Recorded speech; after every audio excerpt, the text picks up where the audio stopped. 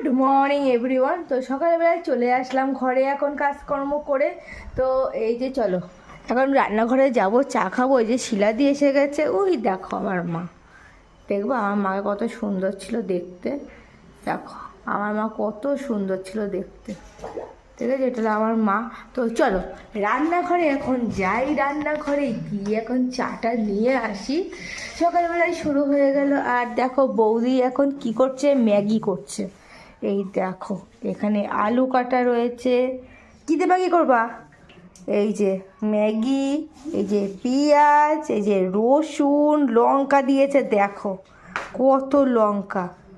ও গাজর, এই যে গাজর, এখানে ডিম রয়েছে। আচ্ছা সব দিয়ে ম্যাগিটা করে নিক, তারপরে দেখানো হচ্ছে। আর এই যে এখানে চা রয়েছে, আমি চাটা এখন খেয়ে নিই, তারপরে কথা হচ্ছে।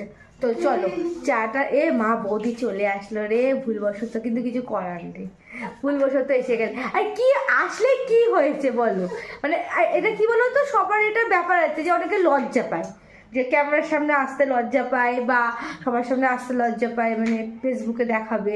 তো যাই হোক, বৌদি ম্যাগিটা করে নিই, কারণ আমি চাটা করে নিই, আমি চাটা খেয়ে নিই, তারপরে দেখাবে। বাবার খাওয়া হয়ে গেছে চা, আমি খেয়ে নিই, কারণ আমি লেটুস ছিলাম, আমি লেটুস 1 নম্বরে, কেন ইয়ে করতে করতে নিচে গেছিলাম একটু। তো চলো চাটা খেয়ে নিই, তারপর কথা হচ্ছে আবার। ম্যাগি হয়ে গেছে, ম্যাগি কমপ্লিট। এই দেখো কত সুন্দর ম্যাগিটা হয়েছে, দেখেছো? কার কার লোভ লাগছে বলো। আর কে কে ম্যাগি খেতে ভালোবাসো এরকম? আমরা কিন্তু এরকমই ভালোবাসি, আমরা ঝোল ঝোল ম্যাগি খাই না, আমরা এরকম খাই, আমাদের খুব ভালো লাগে এরকম খেতে। তো চলো খেয়ে নিই, তারপরে আবার কথা হচ্ছে। বৌদি কি রান্না করছে, কি করছে, তারপরে তোমাদের সাথে আবার শেয়ার করব।